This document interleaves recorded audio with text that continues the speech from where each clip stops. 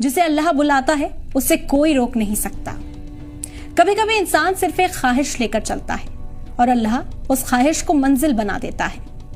कहते हैं ना कि जो हमारे नसीब में होता है वो हजारों रुकावटों से कुछ देर के लिए टल तो सकता है, लेकिन आखिर में वो हमें मिल ही जाता है। इसी की एक जीती जागती मिसाल सामने आई लिबिया से। आमिर अल मेहदी मंसूर अल गद्दाफी जो हज के लिए निकले थे, लेकिन उनका नाम गद्दाफी उनके रास्ते की दीवार बन गया। एयरपोर्ट पर उन्हें रोक लिया गया।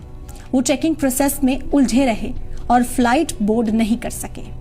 वो सिक्योरिटी से गुहार लगाते रहे कि उन्हें जाने दिया जाए, लेकिन उनकी किसी ने ना सुनी और प्लेन उनके बगैर ही चला गया। उनका दिल टूटा, आंखें भीग गईं, लेकिन यकीन बाकी था। फिर अल्लाह ने वो कर दिखाया जिसे लोग करिश्मा कह रहे हैं। वही प्लेन तकनीकी खराबी के चलते वापस लौट आया, लेकिन इस बार भी बहुत गुजारिश करने के बाद भी पायलट ने उन्हें प्लेन में चढ़ने की इजाजत नहीं दी। प्लेन फिर उनके बगैर उड़ा और दूसरी बार भी उसी तकनीकी खराबी के चलते फिर उस प्लेन को लौटना पड़ा। तो जब दूसरी बार खराबी हुई तो कैप्टन ने ही कह दिया कि मैं अब तब तक उड़ान नहीं भरूंगा जब तक आमिर हमारे साथ ना हो। यही होता है नसीब। जब अल्लाह कुछ लिख देता है तो पूरी कायनात उसे पूरा करने में लग जाती है।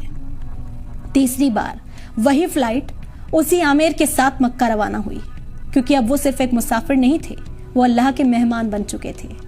आमिर ने बस इतना कहा, अगर हज मेरे मुकद्दर में लिखा है तो कोई ताकत मुझे रोक नहीं सकती। उनकी कहानी आज हर उस दिल को हिम्मत देती है जो मुश्किलों से हार रहा है, क्योंकि जो हमारे नसीब में होता है वो मिलकर ही रहता है, चाहे जमाना कुछ भी कर ले।